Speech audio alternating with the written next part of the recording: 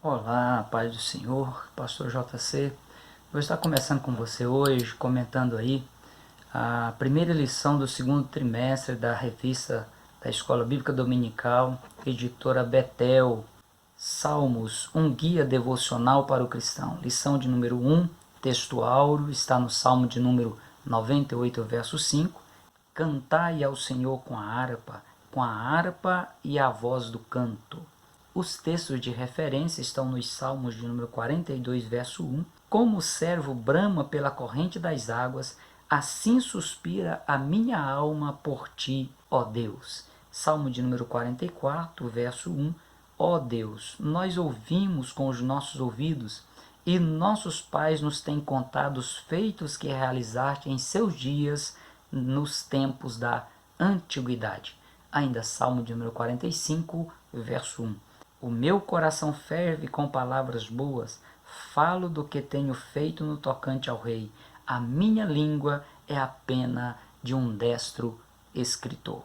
A verdade aplicada, ela diz o seguinte, que o livro de Salmos muito contribui para uma vida de adoração e oração do discípulo de Jesus. Iniciando aqui mais um trimestre da Escola Bíblica Dominical da Nação Madureira no Brasil, momento em que nós vamos mergulhar aí no livro de Salmos. Pode-se considerar que o livro de Salmos possui os textos mais conhecidos no mundo, já que até mesmo pessoas que ainda não são cristãs, em algum momento da vida, já se recorreu ao livro de Salmo, esses poemas sagrados, nos seus momentos de angústia, como também nos seus momentos de alegria. Para você se beneficiar desses poemas que estão aqui, inspirados por Deus, na Bíblia Sagrada, no livro de Salmos, você precisa conhecer, para que você possa também estar desfrutando, se beneficiando dessa literatura tão maravilhosa aí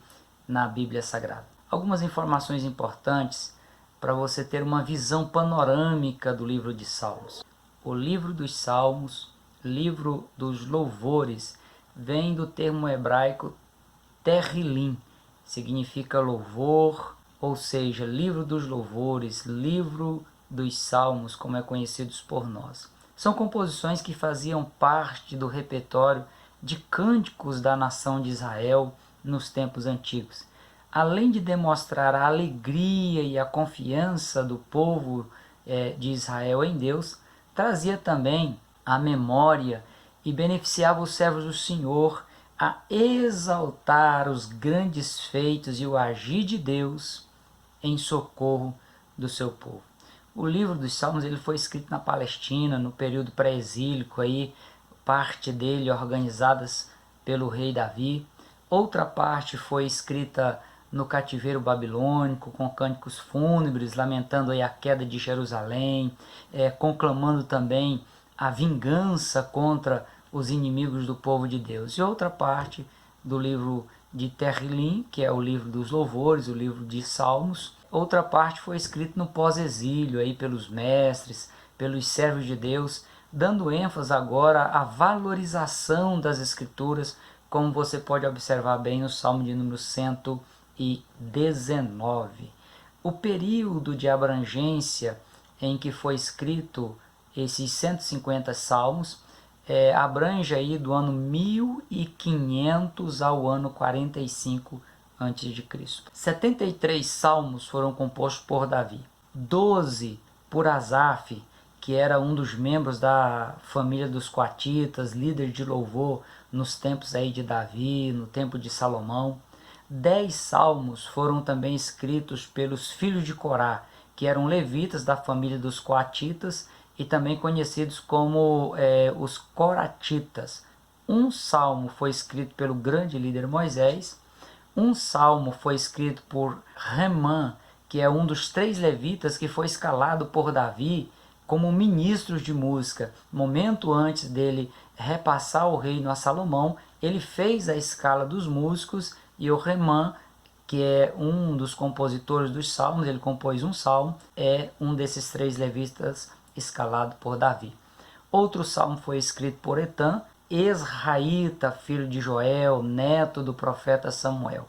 E 50 salmos não há uma autoria aí mencionada, uma autoria definida. Dentre outras preciosidades que nós podemos encontrar dentro do livro de Terrilim, o livro dos Salmos, o livro dos Louvores, você vai ver ao longo dos 150 salmos, 160 versos se referindo a profecias que já se cumpriram, 274 versos se referindo a profecias por cumprir. No livro dos Salmos tem 338 ações de Deus em prol do seu povo, 124 votos, 174 afirmações de louvores, 118 queixas, como queixas de derrotas em batalha, de fome, de seca, de enfermidade, de cerco do inimigo. Você encontra também 281 relatos de bênção,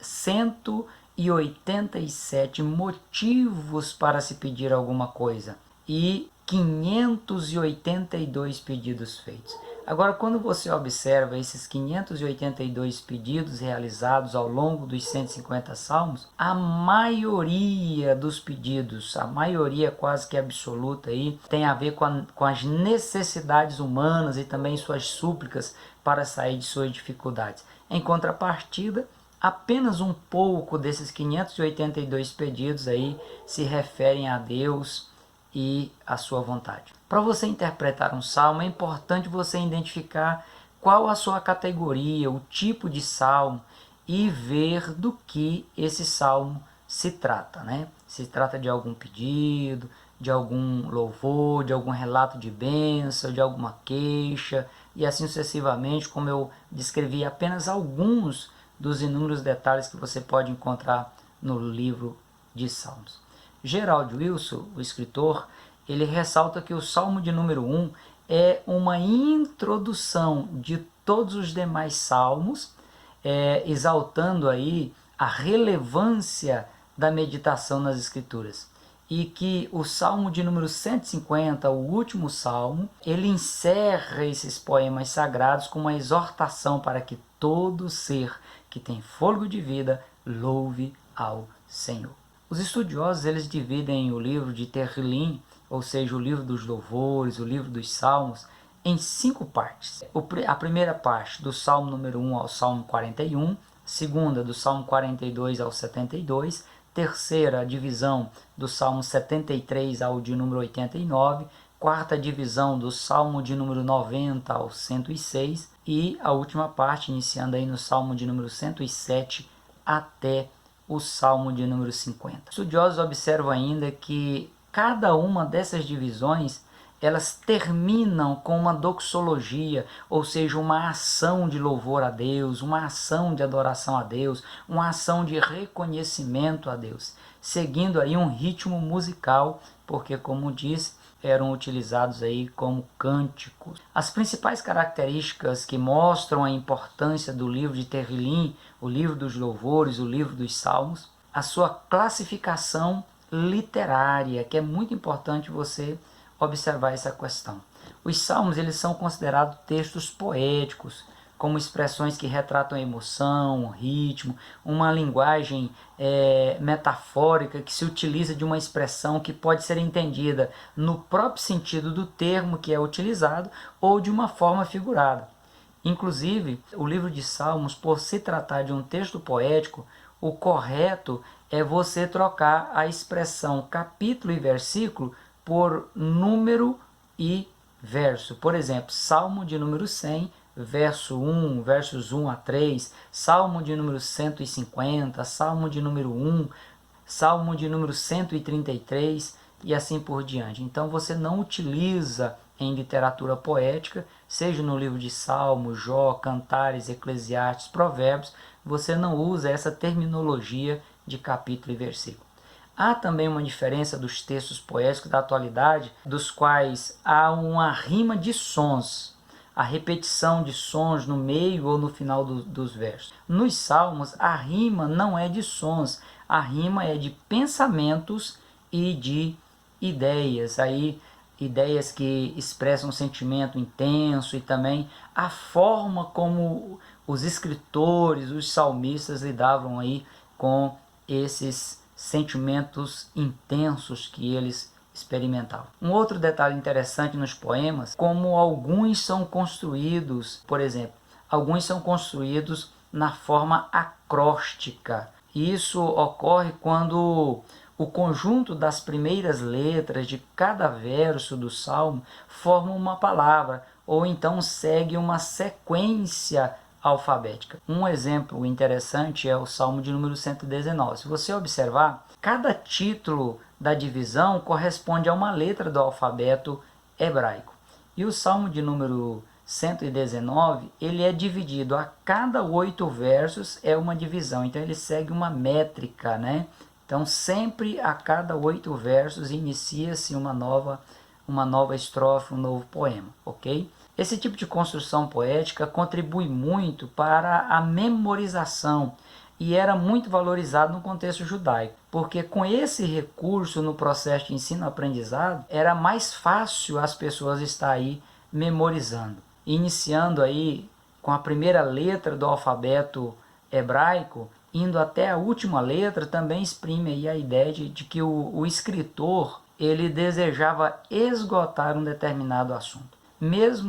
Essa mesma ideia ela é transmitida por Jesus quando ele se revela a João na ilha de Pátimo e dá a revelação do Apocalipse. Em Apocalipse capítulo 22, versículo 13, Jesus diz: eu sou o alfa e o ômega, o princípio e o fim, o primeiro e o derradeiro. Ou seja, aquele que vai desde o princípio até o final, encerra todo o assunto, abrange todas as coisas, nada é antes dele, nada é depois dele. Então, a mesma ideia transmitida aí por Jesus, a ideia do salmista quando eles utilizam essa forma acróstica, iniciando com uma letra do alfabeto grego e indo até a última letra do alfabeto grego, como que aí esgotando o assunto. Outra característica importante são os refrões, ou seja, as repetições vocais ou instruções no poema. Um bom exemplo é o Salmo de número 107, que nos versos 6, 13, 19 e 28 repetem com uma pequena variação a seguinte declaração: e aclamaram ao Senhor na angústia, e ele os livrou das suas necessidades. Então, se você observar nesses 4 versos do Salmo 107, você vai ver essa repetição desse refrão. Nos versos número 8, 15, 21 e 31, ou seja, nesses outros 4 versos, também aí do Salmo de número 107, há também uma outra repetição com pequena variação da frase: louvem ao Senhor pela sua bondade e pelas suas maravilhas com os filhos dos homens. Além de ajudar na organização do poema, essa utilização de repetições reforça aí a temática que está sendo abordada, combinando e organizando o pensamento aí do escritor. Outra forma de se estudar os poemas antigos era ligando o primeiro verso com o último verso, o segundo verso com o penúltimo verso, e assim sucessivamente até os versos se encontrarem no meio da poesia. Veja o exemplo do Salmo de número 91, que o salmista ele fala da segurança daquele que se refugia em Deus. E aí você leia fazendo essa ligação, primeiro verso com o último verso. Verso 1 você liga com o verso 16, você vai ver que quem confia no Senhor, quem se refugia nele, encontra descanso. Verso 2, ligando com o verso 15, terá suas orações respondidas. Verso 14, ligando com o verso de número 3, vai experimentar os livramentos do Senhor. O verso de número 4, ligando com o verso de número 13, é essa pessoa que se refugia em Deus, terá condições de se defender e de se proteger. Verso 5 e verso 12, será sustentado por Deus. Verso 6 e o verso 11, os anjos de Deus o guardará. Verso 7 e verso 10, receberá proteção especial. Verso 8 e verso 9, olha aí, o poema se encontra no meio, nos versos 8 e 9, aquele que se refugia em Deus verá a recompensa dos ímpios. Vejamos agora algumas expressões, alguns termos específicos dos salmos. Há alguns termos que, se o leitor se depara com eles na leitura dos salmos, e que, apesar de não haver um consenso, um único entendimento sobre os seus significados, pode-se descobrir lições interessantes nessas citações. A primeira sequência de nomes é Selá, Rigaion e Mictão. Esses termos são considerados termos técnicos utilizados na antiguidade aí na área musical e eram, segundo alguns estudiosos, utilizados como pausa, como um período de meditação ou uma oração silenciosa. Então, mesmo havendo aí uma divergência de opinião, é importante ressaltar aí a necessidade, quando uma pessoa vai louvar a Deus, quando uma pessoa vai adorar a Deus, ela dar uma pausa e meditar no conteúdo dos cânticos de louvores a Deus que ela está cantando. A importância também de se dar relevância ao momento vivenciado pelo adorador e unir esse momento à oração, à leitura da palavra de Deus e aos cânticos de louvor ao nome do Senhor. Também é importante observar que os ritmos e as melodias, elas devem retratar a mensagem de Deus a ser vivenciada pelo escritor e que vai ser transmitida aos seus ouvintes ou vai ser conhecida por outras pessoas que estejam no círculo de convívio desse escritor, dessa pessoa que está vivenciando esse período de adoração, de louvor, de reconhecimento de Deus na sua vida. Outros termos que nós podemos observar são os termos Geduntum e Masquil. Geduntum, ele era da família dos levitas e habilidosos na música. Então, quando esse termo é utilizado, está fazendo uma referência a essa família de levitas e habilidosos adoradores, habilidosos na arte da música. Junto com Asaf e com Remã, Gedutum, o seu nome está associado a louvores, a profecia, a instrumentos musicais.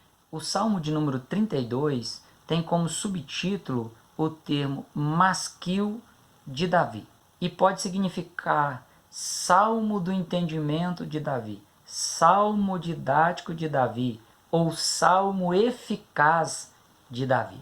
Outro detalhe que nós podemos observar aí também na forma dos salmos, que são os salmos considerados salmos dos degraus, que abrange aí 15 salmos, indo do salmo de número 120 ao salmo de número 134. Salmo dos degraus, ou simplesmente os salmos das subidas, salmo das peregrinações. Entre outras interpretações que os estudiosos acreditam, a mais provável é que esses salmos eles eram cantados pelos peregrinos quando eles estavam subindo em direção a Jerusalém para a sua adoração ao Senhor, para oferecer os seus sacrifícios no templo em Jerusalém. O livro de Salmos é um livro indispensável para que a pessoa se debruce, se mergulhe. É um guia de louvor, é um guia de adoração, é um guia de oração que todas as pessoas podem utilizar, tanto de forma individual, também como de forma coletiva. Principalmente em meio a uma sociedade corrompida, como nós estamos vivendo hoje, corrompida pelo pecado, que inverte os valores morais, banaliza o sagrado, e quando se propõe a adorar a Deus, o faz de forma superficial e com distorções teológicas graves, ou seja, adoram a Deus do seu jeito, do seu modo, do jeito da sua crença, e não conforme é determinado pelas Escrituras. E ao longo desse trimestre, o pastor Adriel Gonçalves, da Assembleia de Deus Madureira de Uberlândia, ele vai estar nos conduzindo aí nesse mergulho, nos levando a aprofundar, a extrair preciosidades nos livros dos Salmos, livro dos louvores, o livro de Terrilim. Até a próxima aula, se Deus quiser. Você pode deixar aí o seu comentário, também as suas considerações.